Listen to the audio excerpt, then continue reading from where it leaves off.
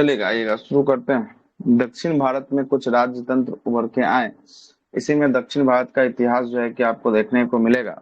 और दक्षिण भारत के इतिहास को देखने के क्रम में सबसे पहला संगम युग को देखेंगे। कौन सा युग को? संगम युग को जो है कि हमको देखने का काम करेंगे। चलिए सुनिएगा, क्या बोलते हैं संगम युग के बारे में। परिचय क्या बोलता है? परिचय है कि संगम जो है ये संस्कृत भाषा का एक शब्द है। किसका है? तो एक संस्कृत भाषा का शब्द है जिसे संगम कहते हैं, जिसका अर्थ होता है सभा। संगम का अर्थ क्या होता है संस्कृत भाषा में? सभा सब होता है, ठीक ना। सभा जो है कि आपको होता है। संगम काल के संबंध में 100 ईस्वी से लेकर 300 ईस्वी के मध्य जो काल हुआ था, उसी काल को संगम काल के नाम से जानते हैं। कब से कब तक इसका टाइम पीरियड है? 100 ईस्वी से लेकर कितना तो तक? 300 ईस्वी तक जो है कि आपको टाइम पीरियड जो है ये संगम काल के नाम से जानेंगे। दूसरा क्या बोलता है? संगम जो है कि आपको तमिल कवियों का सभा शैली होती थी, सभा होती थी जिसमें तमिल साहित्य की रचना की गई, जिसमें प्रमुख संगम का जिसे संगम साहित्य भी कहा गया। और 3 गो संगम हुआ। कितने संगम हुआ टोटल संगम काल में? 3 गो संगम हुआ। 3 संगम हुआ। कल ही हम आपको बताए थे प्रथम संगम का आयोजन मदुरई में किया गया। कहाँ पे? मदुरई में किया गया, ठीक है। दूसरा संगम का आयोजन कपाटपुरम में किया गया। कहाँ पे किया गया? कपाट कपाटपुरम में। और तीसरा संगम का आयोजन जो है कि उत्तरी जो है कि मदुरई, इसी को मदुरई भी कहते हैं, तो उत्तरी मदुरई या मदुरई में किया गया तीसरा संगम का आयोजन। तो पहला और तीसरा का आयोजन कहाँ हो गया? पहला और तीसरा का मदुरा में। दूसरा का आयोजन कहाँ हुआ? दूसरा का आयोजन जो है कि आपको कहाँ पे हुआ? कपाटपुरम में जो है कि आपको दूसरा का आयोजन जो है कि आपको देखने को मिलेगा। कपाटपुरम में जो है कि आपको हुआ था। देखिएगा, पहला की अध्यक्षता किसके द्वारा किया गया? पहला की अध्यक्षता बस ऋषि के अगस्त द्वारा। ऋषि के द्वारा जो है कि पहला का अध्यक्षता अगस्त ऋषि के द्वारा किया गया। दूसरा की अध्यक्षता देखिए तो किसके द्वारा किया गया? अगस्त ऋषि के द्वारा ही किया गया है। दूसरा का भी अध्यक्षता अगस्त ऋषि के द्वारा किया गया। और तीसरा की अध्यक्षता देखिए किसके द्वारा? तीसरा की अध्यक्षता कर के द्वारा। नकीकर के द्वारा जो है कि आपको तीसरा की अध्यक्षता जो है कि आपको नकीकर के द्वारा किया गया। तो पहला और दूसरा की अध्यक्षता अगस्त ऋषि के द्वारा और तीसरा की अध्यक्षता नकीकर के द्वारा किया गया। और दूसरा नंबर के संगम में एक पुस्तक की जो है कि लिखना रचनाकार की गई, जिस पुस्तक का नाम था तोलका पियम। कौन सा पुस्तक था? तोलका तोलका पियम था। तोलका पियम। ये तोलका पियम किसने रचना किया था? तोलका पियर ने किया था। किसने किया था? तोलका पियर ने इसकी रचना की थी। रचनाकार तोलका पियम की रचना किसने किया था? तोलका पियर के द्वारा किया गया था। कैमा नंबर के संगीत में हुआ है? संगम संगीत में दूसरा नंबर का हुआ है। और ये तमिल सर आवाज कट रहा है आपका। तमिल व्याकरण क्या था? तमिल व्याकरण। तो तमिल व्याकरण था। क्या था? तमिल जो है कि आपको व्याकरण था, ठीक है। आगे चलते हैं, देखिएगा आगे क्या बोलता है। और तीसरा संगम की अध्यक्षता किसके द्वारा किया गया? तीसरा संगम का नक्कीकर के द्वारा किया गया। किसके द्वारा? नक्कीकर के द्वारा जो है कि आपको तीसरा संगम की अध्यक्षता जो है कि आपको किया गया था। नोट में क्या दिया है? पांड राजाएं थे जो समय संगम काल में, जो पांड राजाएं थे, पांड राजाओं के संरक्षण में तीनों संगम का आमंत्रण जो है कि आपको यह आयोजन किया गया। किसके जो है कि आपको संरक्षण में किया गया? तो ये पांड राजाओं के संरक्षण में जो है कि आपको किया गया। और पांडव की राजधानी की बात करेंगे। पांडव की राजधानी क्या थी? पांडव की राजधानी मदुरई थी। इसीलिए इसका आयोजन जो है कि कहाँ किया गया? इसीलिए इसका आयोजन मदुरई में किया गया। कहाँ किया गया? इसीलिए इसका आयोजन जो है कि आपको मदुरई में किया गया था। चलेगा, चोल काल की देखते हैं। संगम काल जो है कि आपको हो गया। संगम काल में जो है कि आपको थोड़ा सुनिएगा, और इसमें बहुत सारा क्वेश्चन नहीं लिखा हुआ है।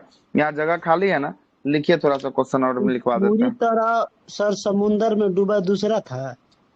हाँ, समुद्र में विलीन जो है कि आपको दूसरा था। लिख लीजिएगा, यहीं पर लिख लीजिएगा, समुद्र में विलीन। समुद्र में विलीन। समुद्र में विलीन।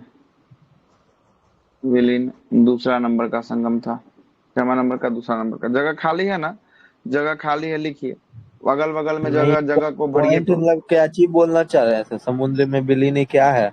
अच्छा, वर्तमान की स्थिति को देखते हैं तो कपाटपुरम जो है ना, वर्तमान में समुद्र में क्या है, समुद्र में विलीन स्थान जो है कि आपको होने वाला है। ठीक है, स्थान होगा। विलीन मतलब डूब गया, समाप्त। हाँ, विलीन मतलब कि जो है कि आपको डूब गया हुआ है। चलिए लिखिएगा, शिल्पाधिकारम के रचनाकार इलांगो हैं। लिखिए, नीचे में लिख दीजिए, शिल्पाधिकारम के रचनाकार कौन है? इलांगो। इलांगो, इलांगो किसकी रचना किए हैं इलांगो के द्वारा? शिल्पाधिकारम। शिल्पाधिकारम के रचनाकार कौन है? इलांगो है।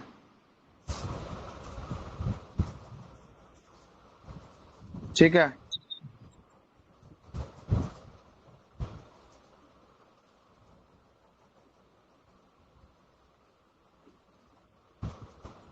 लिखिएगा, जीवक चिंतामणि के रचनाकार तिरुक्त देवर हैं।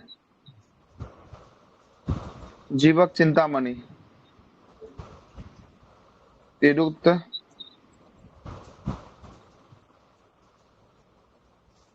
तिरुक्त देवर, इसने किसका रचना किया है? जीवक चिंतामणि का।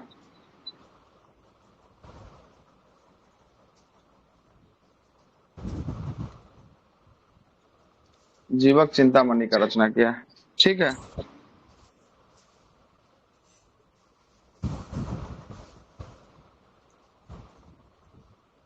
हो गया, लिख दिए? जी सर, हो गया। आगे लिख दीजिएगा, जगह खाली होगा। संगम प्रदेश में 3 जो है कि आपको राज्य का उल्लेख मिलता है, चोल, चेर और पांड्य। जिसमें हमको पहला क्या पढ़ना है? चोल के बारे में हम लोग पढ़ना है। यहाँ से हम लोग को लिखना, यहाँ तो लिखा ही हुआ है। चोल के बारे में आइए देखते हैं, किसके बारे में आते हैं? चोल के बारे में देखते हैं। ठीक है, चोल के बारे में देखते हैं। चोल वंश की बात करेंगे। चोल वंश प्रमुख शासक कौन था? चोल वंश का सबसे प्रमुख शासक कराईकल था। कौन था? कराईकल जो है कि आपको चोल वंश का सबसे प्रसिद्ध शासक की बात करेंगे, कौन था? कराईकल जो है कि आपको चोल वंश का सबसे प्रमुख शासक था। ठीक है, और संगम युग में सबसे शक्तिशाली अगर बात करेंगे, सबसे शक्तिशाली 3 जो राजा था, चोल, चेर और पांड्य, इसमें सबसे शक्तिशाली कौन था? तो सर्वाधिक शक्तिशाली जो है कि आपको चोल ही था। सर्वाधिक शक्तिशाली, सर्वाधिक शक्तिशाली, शक्तिशाली कौन था? तीनों में सर्वाधिक शक्तिशाली जो है कि आपको चोल था। और चोल का राजा कौन था? सबसे प्रतापी राजा या प्रमुख शासक? कराईकल जो है कि आपको था। कौन था? कराईकल जो है कि आपको था। कोई दिक्कत नहीं, आगे चलते हैं। कराईकल की राजधानी है, चोल वंश की राजधानी की बात करेंगे। इसकी राजधानी क्या थी चोल वंश का? पुहार या कावेरी पट्टनम में इसकी राजधानी थी। क्या थी? पुहार या कावेरी पट्टनम में इसकी राजधानी जो है कि आपको थी। किसका? चोल वंश की राजधानी जो है कि कावेरी पट्टनम या पुहार में थी। और राजकीय चिन्ह की बात करेंगे, राजकीय चिन्ह इसका क्या था? इसका राजकीय चिन्ह था बाघ था। क्या था? बाघ जो है कि आपको था, बाघ जो है कि आपको था। और श्रीलंका विजय प्राप्त किसने किया था? तो यही कराईकल के द्वारा जो है कि आपको श्रीलंका पर विजय प्राप्त जो है कि आपको कर लिया था। उसके बाद आएगा चेर। चेर की बात करेंगे। चेर का सबसे प्रतापी राजा जो है कि आपको कौन था, या शासक कौन था चेर का? सेन गुटवन था। कौन था? सेन गुटवन जो है कि आपको सबसे प्रतापी राजा था। और सेन गुटवन ने जो है कि आपको कंपानी पूजा, है ना, क्या है, कर्णपनी पूजा, पत्नी पूजा, और उसके बाद जो है कि सती पूजा प्रथा का जो है कि आपको चालू कौन करवाता है? यही जो है कि आपको सेन गुटनम के द्वारा जो है कि आपको चलाया जाता है। और इस समय इसका राजकीय चिन्ह की बात करेंगे, ऊपर में शेर देख रहे थे, इस समय इसका राजकीय चिन्ह क्या था? धनुष।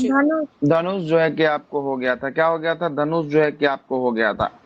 ठीक है, धनुष जो है कि आपको हो गया था। ठीक है, और सेन कुटनम ने एक उपाधि को धारण किया था। यहाँ पर लिख लीजिएगा, सेन कुटनम के आगे उपाधि, जगह खाली है, उपाधि। उपाधि में लिखिएगा, उपाधि में अधिराज, अधिराज की उपाधि लिया था। अधिराज, अधिराज की उपाधि लिया था। अधिराज की उपाधि लिया था। ठीक है, उसके बाद कौन सा वंश आएगा? उसके बाद पांड्य वंश आएगा। चोल हो गया, चेर हो गया, चेर के बाद तब पांड्य वंश आएगा। पांड वंश की सर राजकीय ये चिन्ह की तीनों बात पूज करेंगे, बहुत बार पूछा है। हाँ, ये तीनों मछली। संगम काल में, तीन संगम जो काल था, जो 300 वर्षों, 100 से लेकर जो 300 तक चला था, उसमें तीन राजवंश उभर के सामने आए। एक चोल उभर के सामने आए, दूसरा जो है कि आपको चेर उभर के सामने आया, और तीसरा पांड उभर के सामने आया। ठीक है, पांड उभर के सामने आया। अब बताइए क्या पूछना चाह रहे हैं।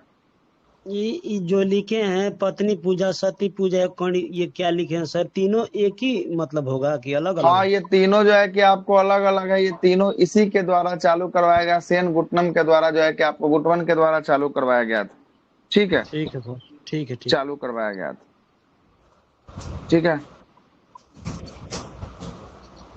आगे चलते हैं। तीसरा वंश कौन उभर के सामने आएगा संगम काल में? पांड वंश उभर के आएगा।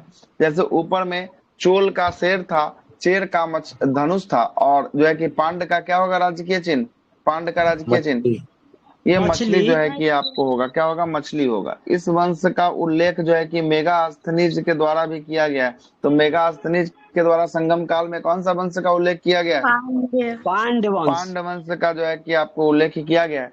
और पांड का शासन जो है कि संभवतः स्त्रियों के द्वारा होता था। किसके द्वारा होता था? स्त्री के द्वारा। स्त्रियों के द्वारा जो है कि आपको होता था। और पांडव का सबसे महत्वपूर्ण जो है कि राजा की बात करेंगे, राजा कौन था? नेडियोन। नेडी यौन जो है कि आपको था। कौन था? नेडी जो है कि आपको यौन जो है कि इसका प्रमुख राजा या प्रसिद्ध राजा था। और नेडी यौन ने जो है कि समुद्र पूजा का प्रचलन किया था। नेडी यौन ने ही किसका पूजा का प्रचलन किया था? तो ये ये समुद्र पूजा का समुद्र का। प्रचलन कौन करता है? तो ये नेडी यौन के द्वारा ही समुद्र पूजा का प्रचलन जो है कि आपको किया जाता है। और दक्षिण भारत के आर्यकरण की बात करेंगे। आर्यकरण जो है कि आपको कौन किया था? दक्षिण भारत में आर्यकरण किया था अगस्त ऋषि के द्वारा जो है कि आपको किया गया था। और तमिलों का प्रमुख देवता की बात करेंगे। तमिलों का प्रमुख देवता क्या था? मुरुगन ना सर? मुरुगन जो है कि आपको, वही तो लिखा हुआ है। मुरुगन जो है कि आपको क्या है? तमिलों का प्रमुख देवता की बात करेंगे। मुरुगन जो है क्या? मुरुगन किसकी प्रतिमा है? बताइए, तो विष्णु। बहुत बार दिखा है। भगवान। हाँ। कार्तिक भगवान। कार्तिक भगवान का। हाँ, किसका? कार्तिक कार्तिक भगवान का था। जो है कि आपको जो है कि प्रतिमा होगा मुरुगन। ठीक ना? मुरुगन किसका होगा? कार्तिक का होगा। आइएगा, यही सब लिखवा दिए हैं। तोलका पीयम के रचनाकार जो है कि कौन था? तोलका पियर था क्या? तोलका पीयम के द्वारा जो है कि तोलका पियर की रचना जो है कि तोलका पीयम के द्वारा किया गया, जो व्याकरण ग्रंथ था। उसके बाद जो है कि शिल्पाधिकारम, इसका भी बताया, इलांगो के द्वारा लिखा गया था क्या? ऊपर में लिखवाए हैं। उसके बाद जो है कि आपको तिरुक्त जो है कि कुरल, तिरुक्त कुरल की बात करेंगे। ये तिरुक्त कुरले के द्वारा रचित है। और कुरल की बात करेंगे। कुरल जो है कि इसे तमिल साहित्य में जो है कि आपको बाइबल कहा जाता है। तमिल साहित्य का बाइबल किसे कहा जाता है? कुरल को। कुरल को। कुरल को तमिल साहित्य का जो है कि आपको बाइबल जो है कि आपको कहा जाता है। कुरल को जो है कि आपको कहा जाता है। खत्म कर दिया है। और लिखिए बात, यहाँ पर जगह खाली है, बढ़िया, तो जल्दी जल्दी लिखवाते हैं। और तमिल का साहित्य का बाइबल। हाँ, बाइबल। हाँ, पूछेगा तमिल साहित्य का बाइबल किसे कहते हैं? कुरल को कहते हैं। लिख लीजिए थोड़ा सा, और लिखिए थोड़ा सा और बात लिखवाएं। तो ये ऊपर वाला है जो दक्षिण भारत का, ये क्या लिखे? आयकरण। आर्यकरण। कहाँ ऊपर दक्षिण भारत का? ऊपर आर्यकरण, ऊपर थोड़ा सा। आर्य आर्य आर्यकरण आर्यकरण। है ना? आर्यकरण, इसका ठीक ना? आर्यकरण। आर्यों का जो है कि प्रचलन कौन किया था? तो दक्षिण भारत में आर्यों का प्रचलन जो है कि अगस्त ऋषि के द्वारा किया गया था। अगस्त ठीक है, ऋषि। ठीक है सर, ठीक ठीक है। है। लिखिए, नीचे जगह खाली, उसमें लिखिए। लिखिए तो जल्दी से लिखवाएं, बोले।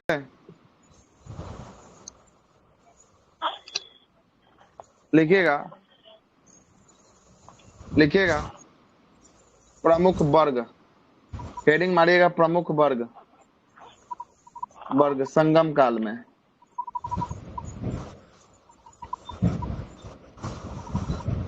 संगम काल में पहला लिखिएगा एनियर। एनियर लिख के लिखिए। एनियर के बारे में, शिकारियों की एक प्रजाति थी। एनियर किसकी प्रजाति थी? शिकारियों की प्रजाति, शिकारी की प्रजाति। दूसरा लिखिएगा मलबर। नहीं लिख रहे हैं कि? लिख रहे हैं सर हम। लूटपाट,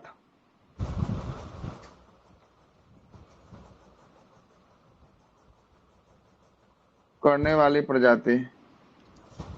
मलवरम। मलबर जो है कि आपको मलबर लूटपाट करने वाली प्रजाति कौन थी? मलबर जो है कि आपको थी।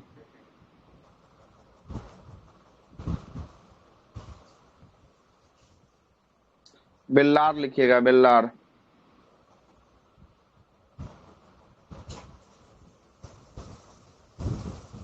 बेल्लार लिखिएगा। कृषि कार्य करती थी, कृषि कार्य। कृषि कार्य करने वाली प्रजाति को क्या कहते थे? कृषि वर्ग करने बिल्ला। वाली बेल्लार कहा जाते थे, ठीक ना? सर ये बेल्लार एफिना कहते थे। एनियर क्या लिखे हैं शिकारी की? शिकारियों की एक प्रजाति। अच्छा।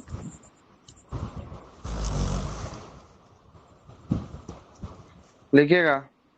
संगम काल में व्यापारी वर्ग को वेनेगर कहा गया। वेनेगर यहाँ पर लिख देते हैं, वेनेगर। वेनेगर व्यापारी वर्ग, व्यापारी वर्ग को वेनेगर कहा गया, ठीक है। वेनेगर किसको कहा गया? वेनेगर कहा गया व्यापारी वर्ग को, ठीक। क्या सर? हो गया। जी। आगे लिखिए। संगम काल में मुख्य जो है कि खाद्यान्न फसल चावल था। संगम काल में मुख्य खाद्यान्न फसल चावल था। संगम काल में मुख्य खाद्यान्न फसल चावल था। और चावल में दूध मिलाकर सांभर बनाया जाता था। चावल में दूध मिलाकर सांभर बनाया जाता था। संगम काल में मुख्य फसल चावल था। चावल में दूध बनाकर सांभर बनाया जाता था। हो गया सर। हो गया। संगम काल में समय जानने के लिए जलघड़ी का प्रयोग किया जाता था। लिखिए। संगम काल में समय जानने के लिए जलघड़ी का प्रयोग किया जाता था। 3 घड़ी बोले सर। ए नहीं, जलघड़ी। जल जलघड़ी घड़ी। बोल रहे हैं तो तिल घड़ी कहाँ से? तेल घड़ी कहाँ से आएगा? ये तेल में कौन घड़ी बनता है? जल घड़ी का प्रयोग किया जाता था। सर संगम जलघड़ी काल का में जल घड़ी का प्रयोग। जल घड़ी मतलब कि जल घड़ी का मतलब कहने का मतलब कहती है एगो बर्तन में जो है कि पानी को रख देता था, पूरा पानी भर दिया है बर्तन में। आज जैसे ही खुला मैदान में रखता था, जैसे ही जो है कि आपको सूरज पड़ता था ना, तो सूरज जो है कि पड़ता तो वैसे ही जो है कि बता देता था कि अभी समय कितना हो रहा होगा। अभी भी आपके गांव में, हमारे गांव में, सबके गांव में 2-4 गो लोग ऐसा होंगे कि बिना समय देखले ही समय सही बता देंगे कि कितना बज रहा होगा, सूरज के आभास करके जो है कि बता देंगे, है ना, कितना जो है कि बज रहा होगा, है ना। तो वही जो है कि जल पर जो है कि सूरज की रोशनी जैसे पड़ता था ना, उसी हिसाब से जो है कि समय का निर्धारण जो है कि आपको कर देता था, ठीक ना। जल घड़ी का प्रयोग जो है कि किया वाराणसी में जाता था। है सर एक ऐसा ही, वहाँ पे सूर्य से ही जल पता घड़ी चलता है समय। हो बना सकता है हुआ ना, है। न देखे हैं तब तो हो सकता है ना। एगो सर नारी देख के कैसे समय बतला देता है? नड़ी देख के? नड़ी देखने के? हाँ, कौन सा नड़ी? हाथ अरे का नड़ी देख के समय बता देता है? हाँ, ऐसे देखेगा कलाई पर बस समय बतला देता है, पता नहीं वो कैसे देख लेता है, सही बतलाता है एकदम। और होगा जो है कि आपको कुछ ना कुछ तो होगा उस पे भी जो है कि आपको, है ना, तभी जो है कि लिखिएगा। संगम काल में सेना 4 वर्गीय था। संगम काल में सेना 4 वर्गीय था। अश्व सेना, गज सेना, रथ सेना, पैदल सेना।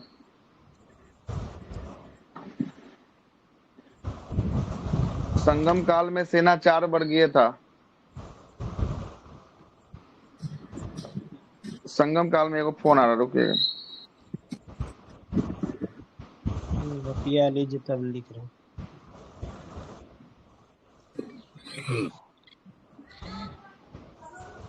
आप बता दीजिए करण सर, कौन कौन होगा? 4 अश्व और हम लिखे नहीं है सर, अभी तो इतना ही खाली हिंदी में पीछा हुआ है, ऑप्शन नहीं अश्व, लिखे हैं तो। गज आपको पहले से और पता होगा ना पैदल सर? और हाथ। वैदिक घड़ी वाला का लगा है जो उज्जैन में लगा है, पहले से का जान रहा है? नहीं, आप वैज्ञानिक थोड़े है। आपका सब पढ़ल ना। ना ना, ये सब नहीं सोचना चाहिए, हम जीरो हैं, समान वर्ग में रखिए जो आर्टिकल 44 कहता है। नहीं सर, आप जीरो कहाँ से होंगे? ऐसा कुछ नहीं है। आप भी हम लोग के गुरु हैं। ना ना, ये सब का उपाधि मत दीजिए। लिख सब ये लिए सब। 4 गो, अश्व गज हाँ सर रथ बोल। और पैदल सेना। रुक जाइए सर।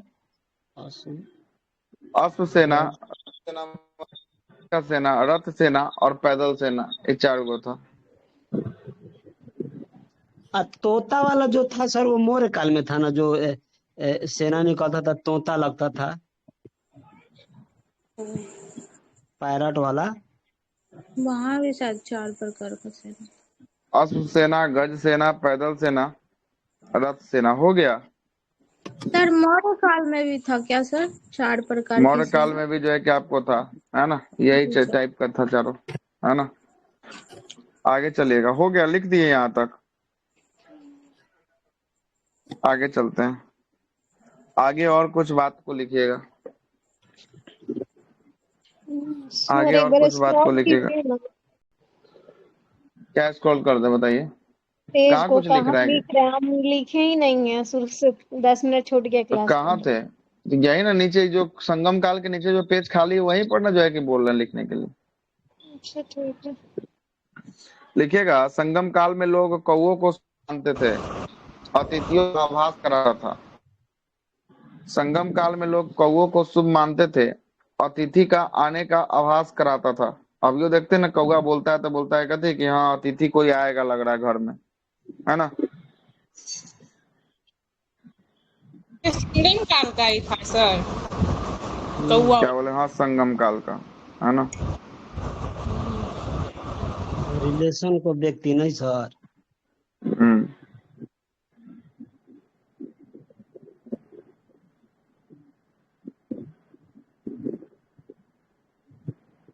संगम काल में कौओं को लोग शुभ मानते थे, अतिथियों का आगमन का सूचना देता था, आभास कराता था। हो गया सर।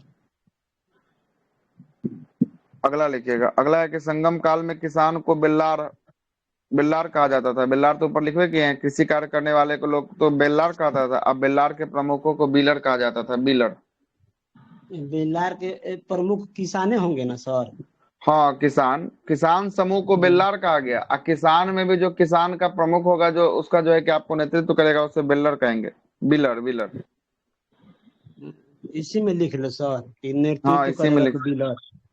हाँ बिलर कहेगा। बेल्लार को बिल्लर कहेंगे सर। देखिए यहाँ पर बिल्लर लिखा हुआ है, बिल्लर, यहाँ बिल्लर लिखा है, यस सर। बिल्लार, सॉरी बिल्लार लिखा है, यस सर। बिल्लार कृषि वर्ग, और कृषि वर्ग का जो प्रमुख होगा, जो प्रमुख होगा उसे ही बिल्लर कहेंगे, है ना, बिल्लर। ठीक है, बिल्लर, बिलेर, बिलेर है, बिल्लर नहीं है, बिल्लेर है, क्या है, बिल्लेर है, बिल्लेर है। बेले। चोल काल में एगो बंदरगाह था, उस बंदरगाह का नाम था आरिक मेडू। पूछा गया प्रश्न है, आरिक मेडू क्या है, आरिक मेडू बंदरगाह है, बंदरगाह। आरिक मेंडू क्या है, बंदरगाह।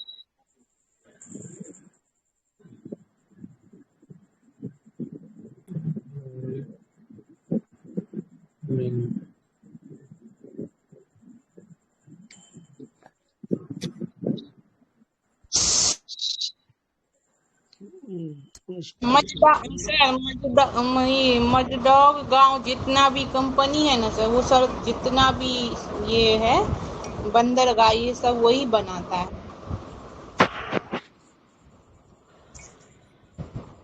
तब से हम बोल रहे हैं, पता नहीं नेटवर्क कैसे कट जा रहा है। लिख लिए, आप आपका आरिक आवाज मेडू ही के नहीं बारे आ में रहा लिख था दिए। सर। हाँ लिख दिए वही ना, यार, हम भी सोच मीडू रहे हैं कि बंदरगाह था चोल काल में। चोल काल में स्थित बंदरगाह जो है कि आरिक मेडू था। ठीक है, हो गया। हो गया सर। लिखेगा, संगम काल में ही मिस्र का एक नाविक था जिसका नाम था हिप्पालस। हिप्पालस कहाँ का नाविक था, हिप्पालस सिर्फ का मिस्र का। हिप्पालस लिखे, हिप्पोलस या हिप्पालस, कहाँ का नाविक संगम था, ये काल मिस्र में का था। एक। मिस्र का नाविक था, इसका नाम था हिप्पालस। इसने मानसून जो है कि आपको, मानसून हवा, मानसून का खोज जो है कि मानसून शब्द का प्रयोग किया था, मानसून शब्द, शब्द का हिप्पालस। प्रयोग। पूछा गया सवाल है, मानसून शब्द का प्रयोग किसने किया था, हिप्पालस ने किया था। मिश्रास किसने क्या किया, लिखे सर? मिश्रस। अच्छा मिस्र, मिस्र है, मिश्र। मिस्र, मिस्र है, क्या है, मिस्र है। ठीक है, मिस्र। सर ये मानसून मौसम का ये खोज की। मानसून का खोज किया था सर। हाँ, मानसून शब्द का प्रयोग मान किया था अच्छा, हिपालस के मानसून द्वारा। शब्द का प्रयोग, ठीक है सर। यही मानसून जो आता है हवाओं का, नहीं देखते मानसून आया। देवता तो लिखा ही हुआ था, मुर्गन देवता लिखा था ना ऊपर में। Yes sir. हाँ, हो गया। संगम काल से इतना ही सवाल रहेगा। ठीक है सर, ये तो आइएगा, पेजे पाल भर वंश के गया। बारे में चर्चा करते हैं। पेज भर गया ना, पाल वंश के बारे में चर्चा यस नीचे सर। वाला करते भर गया। हैं। आइएगा,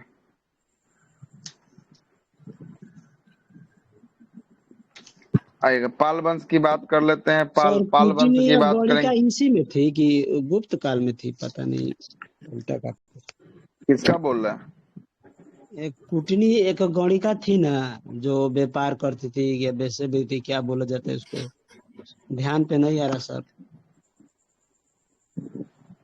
कूटनी तो जो है कि आपको गुप्त काल में होना चाहिए मेरे ख्याल से, है ना। हाँ, यहाँ तो नहीं हो होना चाहिए। सकता है सर, ये यहाँ संगम रहता काल तो चल बता रहा है ही ना, देते, छोड़ दीजिए, है ना। हम ढूंढ लेंगे, यहाँ छोड़ नहीं दीजिए। है, वहीं पर होना चाहिए। ठीक ना, यहाँ पर रहता तो लिखवा देता हम, है ना। यहाँ पर तो नहीं होना चाहिए। चलिएगा, आगे चले। लिखे आगे जी देखिएगा पाल सर, वंश। जी जी। कौन सा वंश है? आगे देखिएगा पाल वंश, है ना। पाल पाल वंश की बात करेंगे। पाल वंश ये बंगाल का राजवंश है। कहाँ का राजवंश है? बंगाल का बंगाल राज जो है का। कि आपको वंश होने वाला है। इसी वंश का नाम होगा पाल वंश, जो है कि आपको नाम होगा, क्या होगा? पाल वंश। पाल वंश के संस्थापक की बात करेंगे। पाल वंश का संस्थापक कौन था? भोपाल भोपाल। पाल वंश का संस्थापक जो है कि आपको गोपाल था। और इसकी राजधानी की बात करेंगे। इसकी राजधानी क्या थी पाल वंश की? मुंगेर। मुंगेर। मुंगेर में जो है कि इसकी राजधानी थी। और पाल वंश किस धर्म का अनुदायी था? तो पाल वंश बौद्ध धर्म का अनुदायी था। कौन सा धर्म?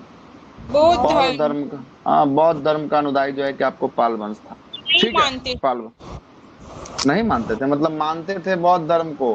अनुदायी का अनुयायी मतलब होता है मानना। सर, ठीक है। अनुयायी नहीं मानना ना। मानना तो नहीं मानना, कौन पढ़ा है? अनुदायी मतलब नहीं मानना। यस सर, ठीक है सर। कहाँ पढ़े हैं? मुझे लगा अनुयायी का मतलब होता है विद्यालय मानना में। होता है ना। हमको मानना सर होता है ना। इसकी राजधानी की बात करेंगे मुंगेर, या नहीं तो जो है कि आपको मुंगेर जो है कि इसकी राजधानी जो है कि आपको होगी। बौद्ध धर्म का अनुदायी था। देखिएगा, इसी का शासक जो होता है, प्रमुख शासक गोपाल होता है, धर्मपाल होता है और देवपाल होता है। कौन कौन तीन को शासक है प्रमुख शासक में? धर्मपाल गोपाल है, धर्मपाल। धर्मपाल है और देवपाल है। और इसी में से जो है कि गोपाल पहला निकलकर सामने आएगा, जो उदंतीपुरी विश्वविद्यालय की स्थापना करेगा। उदंतीपुरी विश्वविद्यालय की स्थापना कौन करता है? गोपाल। गोपाल के द्वारा उदंतीपुरी विश्वविद्यालय की स्थापना किया जाता है। एक शासक आएगा, निकलकर सामने आएगा, धर्मपाल। धर्मपाल के द्वारा विक्रमशिला विश्वविद्यालय की स्थापना किया जाता है। किस विश्वविद्यालय का? विक्रमशिला विश्वविद्यालय की विक्रमशिला स्थापना विश्वविद्यालय भगवान कहाँ है? के भागलपुर में। कहाँ पे विक्रमशिला विश्वविद्यालय? भागलपुर।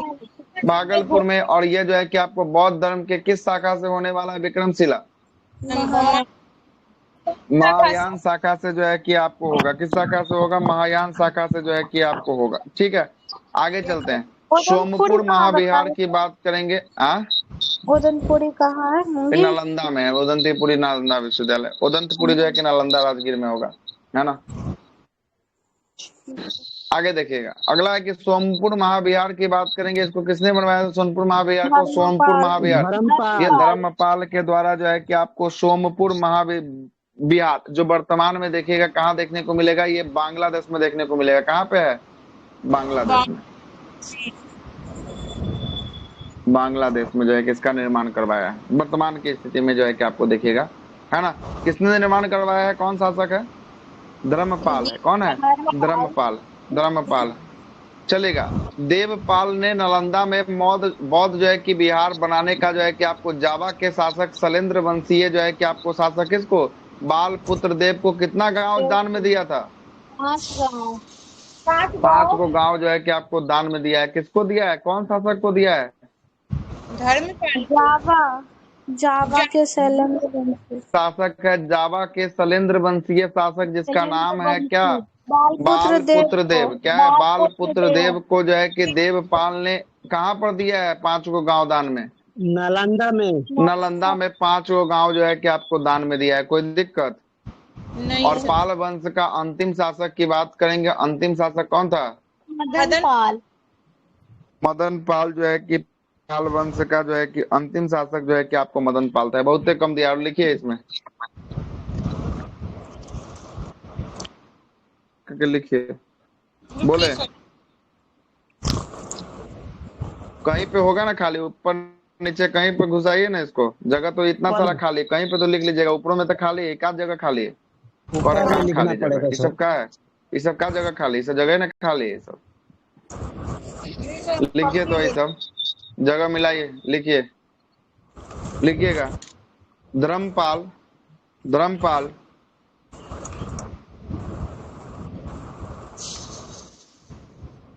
लिखिए यस धर्मपाल सर। त्रिपक्षीय संघर्ष में भाग लेने वाला पहला पाल शासक था। त्रिपक्षीय संघर्ष में भाग लेने वाला पहला पाल शासक धर्मपाल था। त्रिपक्षीय संघर्ष में भाग लेने वाला पहला शासक पाल वंशीय कौन था? धर्मपाल था। किसके लिए त्रिपक्षीय संघर्ष हुआ था? कन्नौज के लिए हुआ था। किसके लिए हुआ था त्रिपक्षीय संघर्ष की लड़ाई? कन्नौज के लिए। तीन गो वंश था त्रिपक्षीय संघर्ष में। कौन कौन वंश था? तीन गो। पाल, प्रतिहार और राष्ट्रकूट। पाल, प्रतिहार और राष्ट्रकूट था। बहुत बेहतरीन। पाल वंश था, प्रतिहार वंश था और राष्ट्रकूट वंश था। पाल वंश का पहला शासक कौन लिया था त्रिपक्षीय संघर्ष में भाग? ध्रुव प्रथम।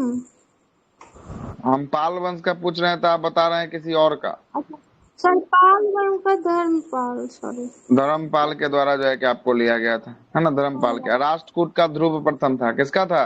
राष्ट्रकूट वंश का जो है राष्ट्रकूट। कि आपको ध्रुव प्रथम था। ठीक है, सर आगे धर्मपाल लिखिएगा। संघर्ष में क्या बोले थे, और आगे नहीं लिख में पूरा लिखना है। लेने वाला पहला धर्मपाल शासक पाल था। वंश का प्रथम शासक था जो त्रिपक्षीय संघर्ष में भाग लिया था। धर्मपाल पाल वंश का पहला शासक था जिस त्रिपक्षीय संघर्ष में भाग लिया था। हो गया सर, हो गया था। हो गया। आगे लिखिएगा।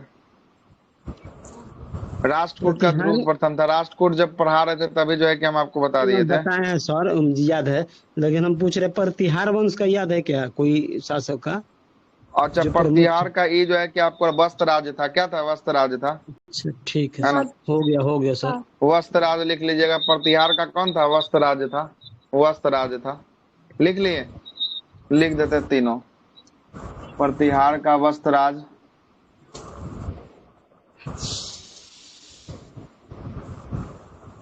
ये कन्नौज उत्तर प्रदेश में ना पड़ेगा सर? हाँ। पाल वंश का कौन था? पाल वंश का धर्मपाल। आज जो है कि आपको ये वो कौन बचा? राष्ट्रकूट बचा ना। राष्ट्रकूट का कौन था? ध्रुव ध्रुव, प्रथम। ध्रुव वन था। ठीक ना? किसके लिए भाग लिया था? त्रिपक्षीय संघर्ष। संघर्ष के लिए। त्रिपक्षीय। कन्नौज में। कहाँ था? कन्नौज। कन्नौज। उत्तर प्रदेश का इलाका होगा। कहाँ का इलाका होगा? उत्तर प्रदेश का इलाका होगा। ठीक है, आगे लिखिएगा। धर्मपाल ने उत्तरापथ स्वामी का उपाधि धारण किया था। धर्मपाल ने किसका उपाधि धारण किया है? उत्तरापथ उत्तरापद। स्वामी। उत्तरापथ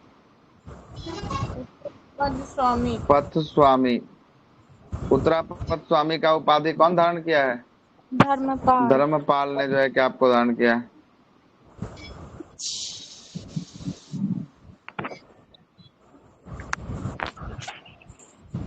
हो गया। उत्तरापद ये स्वामी। तीनों जो बताए सर, प्रतिहार, पाल और राजपूत, ये तीनों का क्या बोले सर? ये कन्नौज में क्या राजा है? था, राजा था जो त्रिपक्षीय संघर्ष कन्नौज के लिए। कन्नौज की लड़ाई हो रही थी कन्नौज के जमीन के लिए। उसमें तीन गो वंश शामिल हुआ था, प्रतिहार मैम वंश, लगता पाल पहले वंश और वाला राष्ट्रकूट, क्लास नहीं किए है हैं ना? सर। ये जो है कि आपको तीनों वंश के लिए जो है कि आपको कन्नौज की लड़ाई हो रहा था। इसमें जो है कि प्रतिहार राजा वस्त्र राज भाग लिया था। पाल राजा जो है कि धर्मपाल, राष्ट्रकूट राजा ध्रुव प्रथम जो है कि भाग लिया था, है ना? अच्छा, भाग लिया तो हो गया। सर सर मतलब कहीं उत्तरापद स्वामी का लिखा है। पूरा टॉपिक बाय टॉपिक थोड़ी ना दिमाग में पूरा याद ही रहता है। हाँ तो क्लासवा में रेगुलर रहिएगा तो जरूर याद हो जाएगा। इतना तो पढ़ाते हैं कि याद हो ही जाए, सर है उत्तरापद ना? याद स्वामी नहीं होगा का लेकिन क्या टॉपिक पता बताएंगे? चलेगा कि कौन टॉपिक पढ़े हैं। उत्तरापथ स्वामी का उपाधि धारण किया था धर्मपाल। उत्तरापथ यस, स्वामी का उपाधि लिया था धर्मपाल। हो गया। हो गया।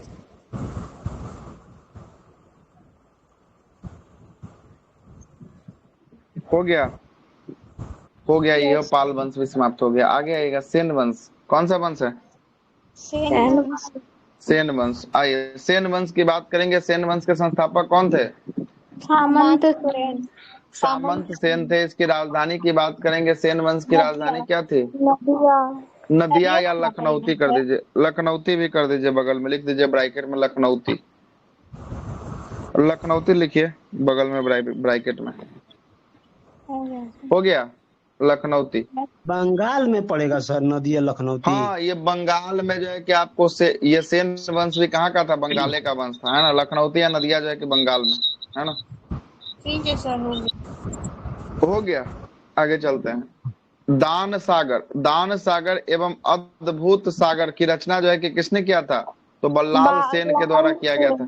बल्लाल सेन के द्वारा किया गया था। जो सेन वंश का शासक था बल्लाल सेन, इसने दान सागर और अद्भुत सागर की रचना जो है कि आपको किया है। किसने किया है? बल्लाल सेन बल्लाल सेन जो है कि आपको किया है। सही है, बल्लाल सेन जो है कि आपको किया है। आगे चलते हैं। अगला है, इस वंश का अंतिम शासक की बात करेंगे। लक्ष्मण सेन था, जो बंगाल का अंतिम हिंदू शासक था। कौन?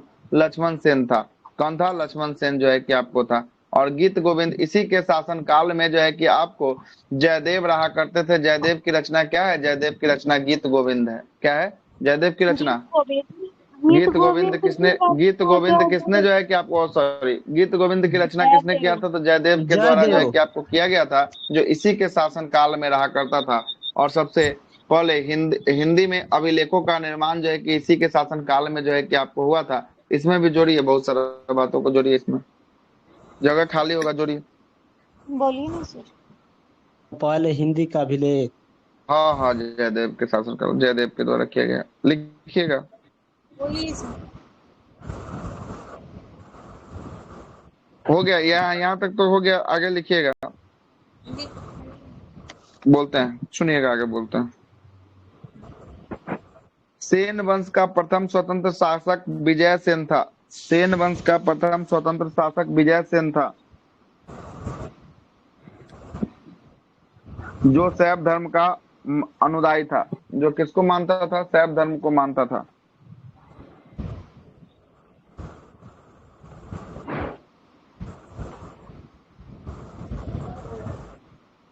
विजय सेन सर।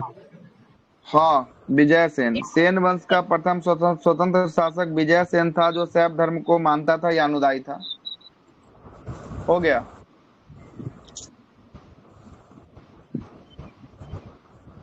हाँ, हो गया सर। हलायुद्ध लक्ष्मण सेन का प्रधान न्यायाधीश और मुख्यमंत्री था। हलायुद्ध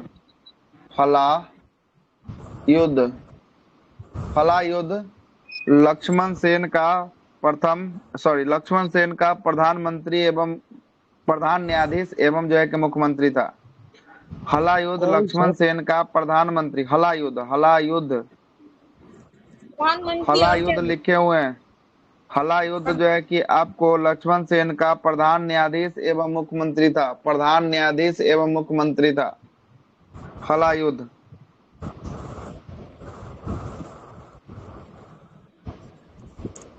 हो गया। हो गया, यस। आगे लिखिएगा। बोलिए। सेन वंश का प्रथम राज्य तो हो गया, जिसने आपको हिंदी में उल्लेखों जो है कि उत्तीर्ण करवाया था। ये हो गया, ठीक ना। हो गया। आगे सुनिएगा, एक और प्रश्न यहाँ से पूछेगा, शायद याद का नहीं आ रहा वो प्रश्न। कौन सा प्रश्न था? एक मिनट, है ना। एक वो अभिलेख पूछता है, देवपारा का अभिलेख नाम सुने हैं? देवपारा। हाँ, चलिए लिख लीजिए, बहुत बेहतरीन। वही क्वेश्चन खोज रहे थे, याद आ गया, चढ़ गया। देवपारा अभिलेख जो है कि आपको किसमें, इसमें हिंदी का जो है कि प्रयोग किया गया। देवपारा अभिलेख विजय सेन के समय लिखा गया था। कौन सा राजा? ये पूछता है देवपारा। लुसेंट में नहीं दिया हुआ है देवपारा वाला, है ना। लुसेंट में नहीं दिया देवपारा वाला। देवपारा अभिलेख विजय सेन वंश का शासक विजय सेन के समय बनाया गया, जिसमें हिंदी का उल्लेख मिलता है। देवपारा अभिलेख शासक कौन हो जाएगा? विजय सेन। इसमें हिंदी का उल्लेख मिलता हो गया। देवपारा अभिलेख सेन वंश का शासक उतना देर में तो हम लिख ही देते हैं। देवपारा, सुनिएगा, देवपारा हो गया सर। अभिलेख किसका था? विजय सेन का था। विजय सेन का था, जिसमें किसका हिंदी का उल्लेख मिलता है। हिंदी का उल्लेख जो है कि आपको मिलता है। ठीक है। सर्दी इतना है कि बोलने का मन नहीं कर रहा है, ऊपर से 3-3 बार रिपीट करना पड़ रहा है। इतना तो लिख देंगे हम। आगे चलते हैं। कश्मीर के राजवंश, ये अंतिम जो है कि पेज चल रहा है, इसके बाद खत्म हो जाएगा एशियन पूरा। कश्मीर के राजवंश को जरा देख लेते हैं। कश्मीर के राजवंश को जब आप पढ़िएगा तो यहाँ पर कश्मीर में काकाट वंश पढ़ना पड़ेगा, उत्पल वंश पढ़ना पड़ेगा और लाहौर वंश पढ़ना पड़ेगा। कौन कौन है? काकाट है, उत्पल है और लाहौर है ना। चलेगा। ये तीनों वंश है। इसमें जो है कि आपको, इसमें सबसे प्रमुख जो है कि आपको लाहौर वंश था, और इस वंश का प्रमुख शासक जो है कि कौन था? हर्ष जो है कि आपको हुआ था। और इसी के दरबार में राज तरंगिणी की रचनाकार जो है कि आपको हुई थी। राज तरंगिणी की रचना जो है कि आपको किसके समय? हर्षवर्धन के शासन काल में ही हुआ था। और इसका जो है कि आपको रचनाकार कौन था? राज तरंगिणी के कलहन के द्वारा रचनाकार जो है कि आपको किया गया था। कलहन के द्वारा जो है कि आपको, है ना। और इस पुस्तक को जो है कि मुख्य रूप से कश्मीर के इतिहास के बारे में जो है कि आपको वर्णन मिलता है। तो पूछता है कश्मीर के इतिहास को अगर जानना है तो किस पुस्तक को पढ़ना पड़ेगा? कलहन द्वारा रचित राज तरंगिणी को पढ़ना पड़ेगा, जिसमें कश्मीर के इतिहास के बारे में आपको क्या मिलेगा? कश्मीर के इतिहास के बारे में आपको जानकारी जो है कि आपको मिल जाएगा। यहीं पर आ गया कौन सा वंश का हो गया, और ये कौन सा कश्मीर का राज। छोटा छोटा राजवंश टूटा था, जैसे बंगाल का राजवंश पढ़ रहे थे ना, वैसे ही कश्मीर इलाका में 3 गो राजवंश था, जिसमें काकाट वंश था, उत्पल वंश था और लाहौर वंश था। कौन सा? लाहौर वंश था। ठीक है। लोहार है। क्या सर? ये हर्ष तो वर्धन वंश का था ना सर? ये अलग शासक है, ये अलग शासक है। वर्धन वंश वाला नहीं, अलग है। हर्ष जो है कि अलग शासक है, ये अलग वाला है। ये वर्धन वंश वाला आपको नहीं जो दिख रहा है वो वाला नहीं है ना। आगे चलते हैं। आई जो वर्धन वंश जो पढ़े थे ना, वर्धन वंश, यही वर्धन वंश का एक जो है कि आपको नेता था, एक जो है राजा था, इसका नाम था दुर्लभ वर्धन, है ना। दुर्लभ वर्धन नहीं जो है कि कश्मीर में जो है कि आपको काकाट वंश का जो है कि आपको हिंदुशाही वंश की स्थापना करता है। ठीक ना। वही से निकल कर आया है। वंश मतलब वही है, काकाटे वंश वाला जो है कि आपको वर्धन वंश से ही निकल कर आया है। शाखा एक जो है कि काकाट वंश के रूप में जो है कि आपको टूटा। ठीक ना। दुर्लभ वर्धन जो है कि इसका पहला शासक था, जिसने जो है कि कश्मीर में कौन सा वंश स्थापित करता है? काकाट वंश जो है कि आपको स्थापित करता है ना। चलिएगा। और वर्धन के समय जो है कि आपको क्या होता है? हेन सांग जो है कि आपको हेन सांग के शासन काल में जो है कि कश्मीर की यात्रा जो है कि आपको करता है। ये जो है कि दुर्लभ वर्धन के समय में ही जो है कि आपको करता है ना, करता है। आगे चलिएगा। आगे कौन सा दिया हुआ है? आगे दिया है आपका एलोरा की गुफा और एलिफेंटा की गुफा। एलोरा और एलिफेंटा का गुफा जो है कि आपको बात करेंगे। इसमें जो है कि आपको कौन कौन जो है कि धर्म के लिए संबंधित होगा? बौद्ध हिंदू जैन। यहाँ पे गलती हमको लग रहा है थोड़ा सा। क्या गलती लग रहा है? आपको भी जो है कि पता होगा। अच्छा ठीक है, अजंता नहीं है। अजंता होगा तब ना जो है कि आपको चाहिए। एलोरा या एलिफेंटा जो है कि एक के नाम है। एलोरा कहीं जो गुफा को क्या कहते हैं? एलिफेंटा का गुफा को जो है कि आपको कहते हैं। एलोरा के गुफा में तीनों धर्म से संबंधित है। कौन कौन धर्म है? 3 गो। बौद्ध हिंदू जैन। बौद्ध हिंदू और जैन धर्म से जो है कि आपको संबंध जो है कि आपको रखता है। ये एलोरा अजंता की गुफा एलोरा की गुफा कहाँ देखने को मिलेगा? एलिफेंटा की गुफा महाराष्ट्र में जो है कि आपको देखने को मिलेगा। इसमें टोटल जो है कि 34 गुफाएं। कितना गुफा है इसमें टोटल? 34 गुफा है, जिसमें 1 से लेके 12 तक की गुफाओं किस धर्म से संबंधित होने वाला है? बौद्ध धर्म से। अब 13 से लेकर 29 तक किस धर्म से संबंधित होने वाला है? हिंदू धर्म से होगा। और 30 से लेकर 34 तक किस धर्म से संबंधित होगा? जैन धर्म से होगा। और ये सब गुफाओं का निर्माण किस शासकों के द्वारा? राष्ट्रकूट के समय। किसके समय? राष्ट्रकूट के समय जो है कि आपको बनाया गया था ये सब। ठीक है। राष्ट्रकूट के समय जो है कि आपको निर्माण किया गया था। और याद रखिएगा, इसमें जो है कि आपको सबसे पहले 1 से 12 तक बौद्ध है, 13 से 29 तक हिंदू है, और 30 से 34 तक कौन सा है? ये जैन जो है कि आपको 30 से 34 तक जो है कि आपको जैन है। एक बात और यहाँ पे लिखिए, खाली स्थान जगह आपके पास भरपूर है। लिखिए तो लिखिए, गुफा नंबर 10 विश्वकर्मा गुफा के नाम से जानते हैं। गुफा नंबर 10 को विश्वकर्मा गुफा के नाम से जानते हैं, जो बौद्ध धर्म से संबंधित होगा। गुफा गुफा 10 नंबर 10 विश्वकर्मा गुफा बौद्ध धर्म से संबंधित होगा।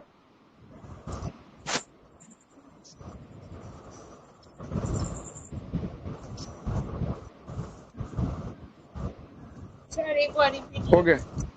गुफा इसी नंबर 10 विश्वकर्मा गुफा, सबसे प्रसिद्ध जो है कि विश्वकर्मा गुफा बौद्ध धर्म से संबंधित होगा। क्या कि 1 से 12 तक कौन सा धर्म के लिए था गुफा? बौद्ध धर्म के लिए बौद्ध के लिए। तो 1 से 12 तक बौद्ध है तो 10वां नंबर गुफा बौद्ध ही में ना आएगा कि अलग से थोड़ी ना चल जाएगा। ठीक है, नहीं सर, बौद्ध नहीं आएगा। आगे लिखते हैं, आगे लिखिएगा। गुफा नंबर 15, गुफा नंबर 15 में विष्णु को नरसिंह अर्थात पुरुष सिंह के रूप में दिखलाया गया है। गुफा नंबर 15 में भगवान विष्णु को नरसिंह अर्थात पुरुष सिंह के रूप में दिखलाया गया है। गुफा नंबर कौन सा? 15 में, जो हिंदू धर्म से संबंधित है। नरसिंह भगवान हिंदू धर्म में आता है, विष्णु भगवान हिंदू धर्म में आता है। ठीक है, यस। क्या लिखे हैं बताइए तो।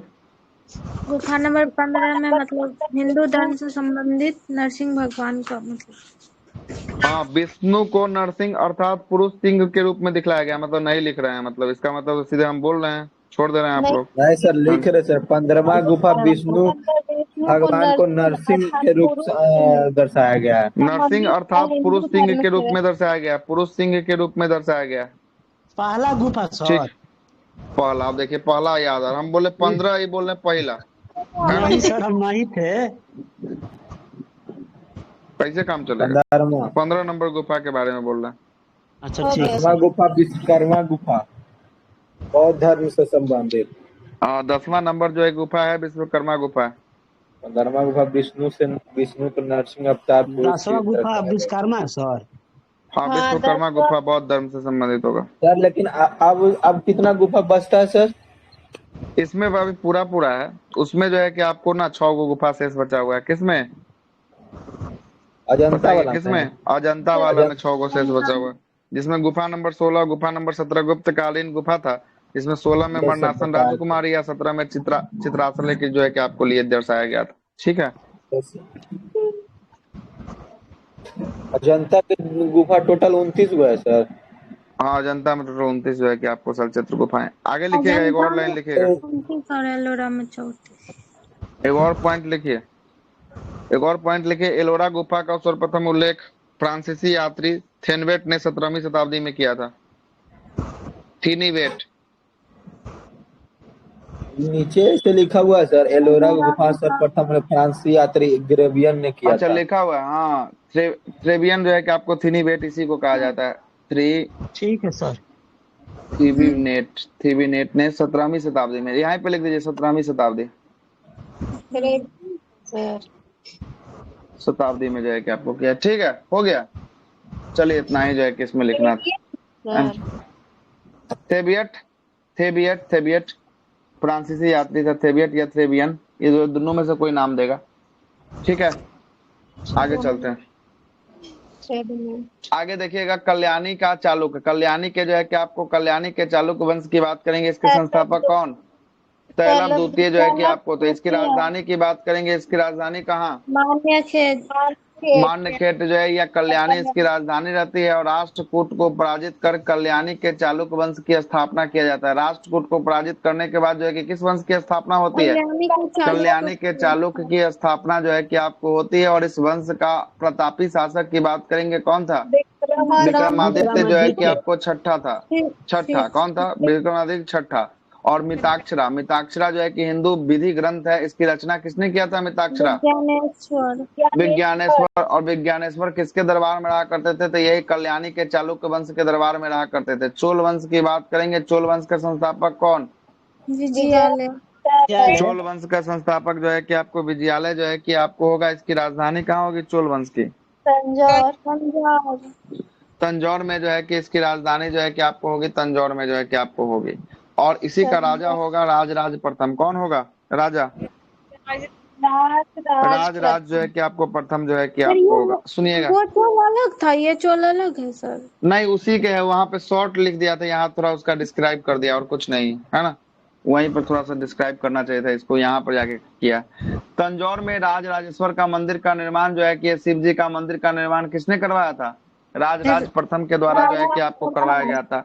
और राज प्रथम जो है कि आपको श्रीलंका पर जो है कि आक्रमण कर वहां के शासक जो है कि आपको महिम जो है कि आपको 5 को पंचम। भागने पर मजबूर कर देता है, और जो है कि आपको श्रीलंका के अधिकांश भागों को अपने क्षेत्र में क्या कर देता है? अपने मिला क्षेत्र में लेता जो है है। कि आपको मिला लेता है ना, साम्राज्य के अंदर जो है कि मिला लेता है। किस शासक को भगा दिया श्रीलंका के? कौन सा शासक था? महिम महिम पंचम। 5 को जो है कि भगाता है। और कौन भगाता है? कौन सा जो है कि आपको चोल राजा भगाता है? राज प्रथम जो है कि आपको भगाता है। कौन भगाता है? राज जो है कि आपको प्रथम भगाता है, ठीक ना। और देखिए, चोल की स्थापना विजयालय ने किया था, और विजयालय ने एक उपाधि धारण किया था नर केसरी की, है ना, नर केसरी। नर केसरी लिख दीजिएगा ऊपर में, विजयालय के सामने लिख दीजिएगा नर केसरी, लिख दिए। उपाधि। हाँ, नर केसरी के वही तो बात बोल रहे हैं कि नर केसरी का उपाधि धारण किया है ना। अलग बात कहाँ कुछ बोल रहे हैं। विजयालय ने नर केसरी की उपाधि धारण किया था, हो गया। महिम 6 को हरा दिया था, राजरोहन कर दिया था, ठीक है। आगे चलते हैं। प्रथम यही श्रीलंका को अपने अधीन मिला लिया। हाँ, श्रीलंका को पूछता है प्रश्न, श्रीलंका को अपने अधीन कौन करने वाला शासक कौन था? राज प्रथम था। ये क्वेश्चन आ गया, बिहार दरोगा बीपीएससी दोनों में पूछ ले, ठीक ना, पूछ ले, कोई दिक्कत नो सर। नहीं सर। आगे चलते हैं। राज प्रथम जहाँ लिखा हुआ है ना, राज प्रथम के जगह पे खाली जगह लिख दीजिएगा। ये शैव धर्म को मानता था, शैव धर्म को। कौन सा धर्म? शैव शिव धर्म जी को। का मंदिर बनवाया तो सब। हाँ हाँ, तो इससे भी पता चलता है, अगर दिमागमा में काम नहीं करेगा, शिव जी का मंदिर न बनवाया, कौन सा धर्म है, तो बौद्ध कहीं लगा दिएगा, तब इसीलिए लगा दीजिए इसके सामने शैव धर्म, है ना। इसे सही बोल रहे हैं कि शिव जी का मंदिर जो है कि बनवाया है, इसलिए शैव धर्म होगा, ठीक ना।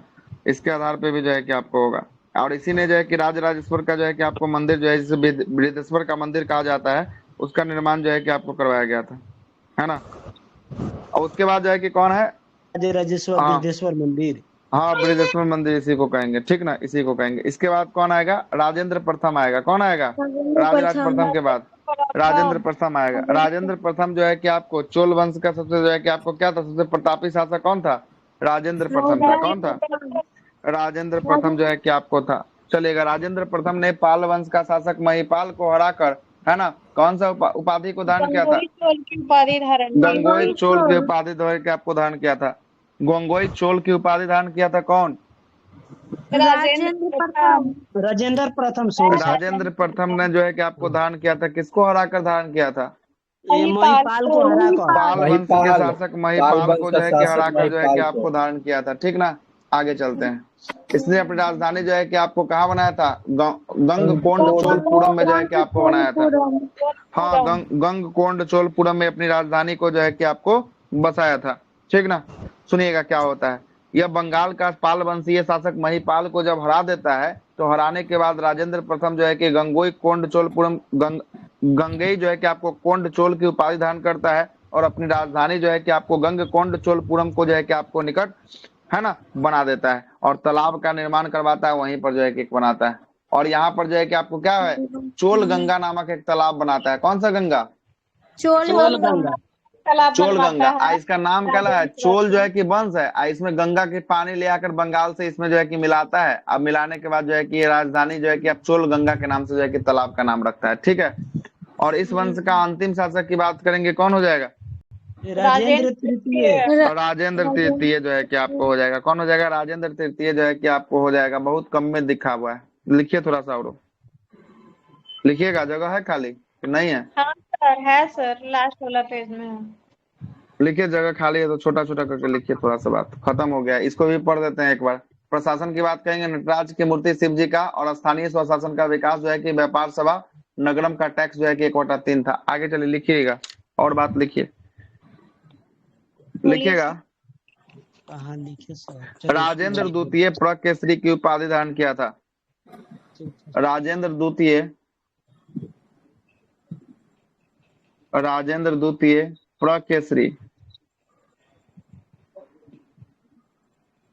प्रकेसरी की उपाधि धारण किया था, जबकि वीर राजेंद्र राजकेसरी की उपाधि धारण किया था। वीर राजेंद्र राजकेसरी की उपाधि धारण किया था। राजकेसरी केसरी का उपाधि धारण किया था? या सर फिर एक साथ बोल दीजिए। यहाँ लिखा हुआ है राजेंद्र हाँ, ठीक द्वितीय है, प्रकेसरी की उपाधि और बी राजेंद्र जो है कि आपको राज केसरी की उपाधि। ठीक है, ठीक है सर, ठीक है, ठीक है। हो गया, लिख दिए? हाँ सर। लिखिएगा, मिटाते हैं इसको। यहाँ पे लिखे 3-4 गो शब्द है, लिखिए तो।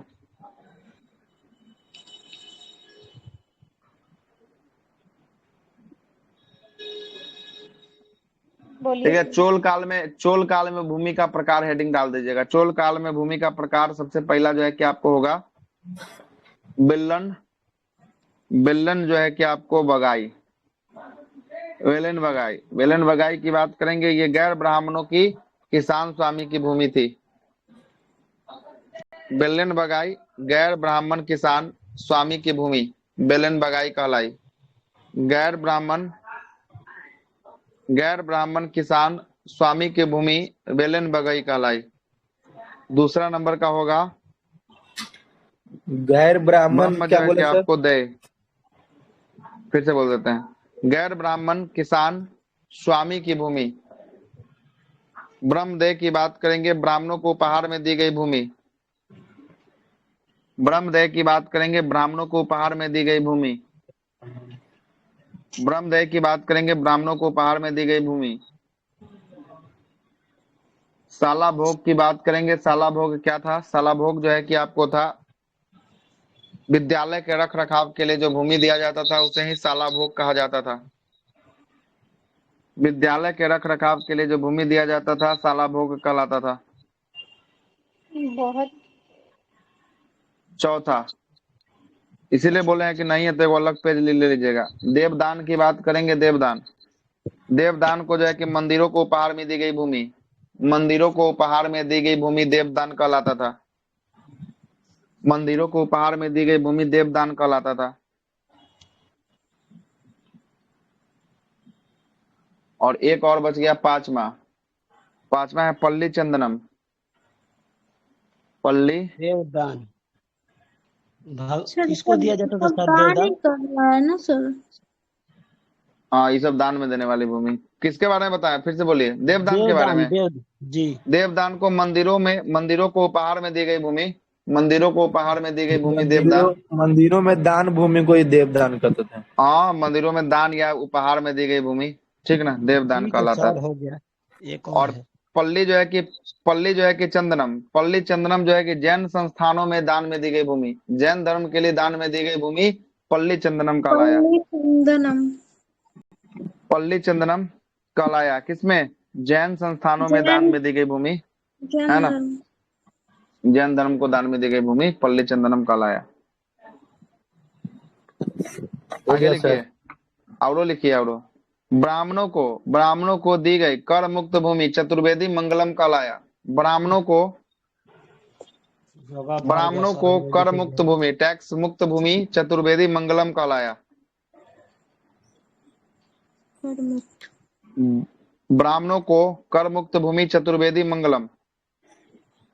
आदान में देने वाला भूमि ब्राह्मणों को क्या बोले थे, अभी जस्ट लिखा है क्या? बेलन बगाई। बेलन बगाई था, वो गैर ब्राह्मण था। हम आपको ब्राह्मण में दे के ब्रह्मदेव लिखाए होंगे, देखिए तो ब्रह्मदेव पढ़िए तो। ब्रह्मदेव गैर ब्रह्मदेव को पढ़िए, ब्रह्मदेव को पढ़िए तो क्या लिखा है ब्रह्मदेव में? वो हो जाएगा ब्राह्मण को उपहार ब्राह्मण की दी गई भूमि। हाँ, उपहार में दी गई भूमि। हम आपसे क्या पूछे, यही ना पूछे, उपहार में दी गई ये भूमि, सर गैर है ना। ब्राह्मण अब किसान भूमि का ब्राह्मणों को बेलन बगाई। टैक्स फ्री भूमि जो दिया गया उसको क्या कहे, टैक्स फ्री को? चतुर्वेदी। हाँ, चतुर्वेदी चतुर्वेदी मंगलम। मंगलम। क्या कहा गया? चतुर्वेदी मंगलम। ठीक है, आगे चलिएगा, आगे लिखिएगा। चोल काल में कलंजू सोने का सिक्का था। कलंजू लिखिए, उसके बगल में लिखिए सोने का सिक्का। कलंजू इक्वल टू सोने का सिक्का। कलंजू क्या था? सोने का सिक्का था। किस काल का था कलंजू? चोल काल का। चोल काल का जो है कि आपको कलंजू जो है कि आपको सोने का सिक्का था। कलंजू सोने का सिक्का था चोल काल में।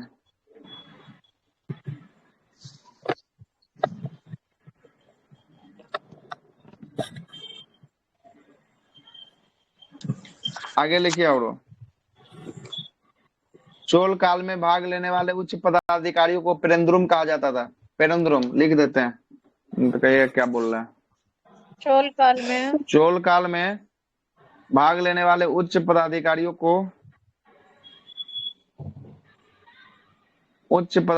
को जगह नहीं है सर, कहाँ लिख। पुरंदरम कहा जाता था, और निम्न अधिकारी को या निम्न श्रेणी के पदाधिकारी को सेरुंद्रम। पेरुंद्रम। हाँ सेरुंद्रम दोनों लिख दिए हैं, पेरुंद्रम और सेरुंद्रम दोनों लिख दिए हैं स्क्रीन पर, देखिए। दोनों लिखना है। एगो में ऊंचा लिखिए, एगो में नीचा, हाँ दोनों। अच्छा। पेरुंद्रम और सेरुंद्रम। टैक्स ऊपर में जस्ट ऊपर बताया, टैक्स कितना था, 1/3 था। भू उपज का कितना था, 1/3 जो है कि आपको था। ठीक है। गैर सर बेलन बेगई को एक बार भी बता दीजिए, तो थोड़ा छूट गया था। बेलन बेगई क्या भूमि? कौन सा? गैर ब्राह्मण किसान भूमि, ब्राह्मण अच्छा, गैर किसान ब्राह्मण भूमि। किसान स्वामी की भूमि बेलन बगई कहलाती थी। सर एक बार ब्रह्मदेव बता दीजिए। ब्रह्मदेव का मतलब था ब्राह्मणों को उपहार में दी गई भूमि, ब्रह्मदेव। अब ब्राह्मणों को टैक्स फ्री भूमि जो है कि चतुर्वेदी मंगलम। चतुर्वेदी मंगल। चतुर्वेदी मंगलम। सोने का सिक्का कलंजू हो गया। ब्राह्मण सर। को टैक्स नहीं लगता होगा ना सर? हाँ टैक्स में टैक्स फ्री होता था, कर मुक्त मतलब होता है टैक्स फ्री भूमि, है ना। आज भी तो वो लिखा जो है है कि सर। चतुर्वेदी मंगलम। अब दाने में दे दिया ब्राह्मण को पूरा, जाओ तुम्हारा दान में हो गया, है ना। उस पे राजा का कोई हक नहीं होगा, वो ब्रह्मदेव हो गया। ठीक ना, ब्रह्मदेव हो गया। साला को क्या बताया था सर? कौन सा? विद्यालय को मतलब साला भोग जो है कि आपको किसी विद्यालय के विद्यालय को रख रखाव के लिए देखभाल जो के है कि लिए आपको, भूमि। हाँ देखभाल, जो विद्यालय कैसे चलेगा उसके देखभाल के लिए जो खर्च आएगा, उसके लिए टैक्स वाला भूमि जो था वो जो है कि साला भोग था। साला भोग को दे दिया जाता था, विद्यालय का रख रखाव किया जाता था। ठीक ना, रख रखाव किया जाता था। हो गया। यस। हो गया तो इधर भी समाप्त है। हाँ एगो लिख लीजिएगा, चोल काल में सबसे महत्वपूर्ण बंदरगाह लिख लीजिएगा कावेरी पट्टनम। बंदरगाह लिखिएगा कावेरी पट्टनम। चोल काल में बंदरगाह, बंदरगाह कौन सा? कावेरी पट्टनम। एक और अभी बताया था ना सर बंदों को। कावेरी पट्टनम चोल काल में नहीं रहा होगा, चोल काल में ही है कावेरी पट्टनम। एगो अरगबीडू बताए सर, वो दूसर बंदरगाह अरकमेडू था। चोल काल का थोड़ी ना था, वो गुप्त काल का था, गुप्त साम्राज्य। अच्छा। हो गया सर। चोल काल में सबसे महत्वपूर्ण बंदरगाह कौन था? कावेरी पट्टनम था। कावेरी पट्टनम।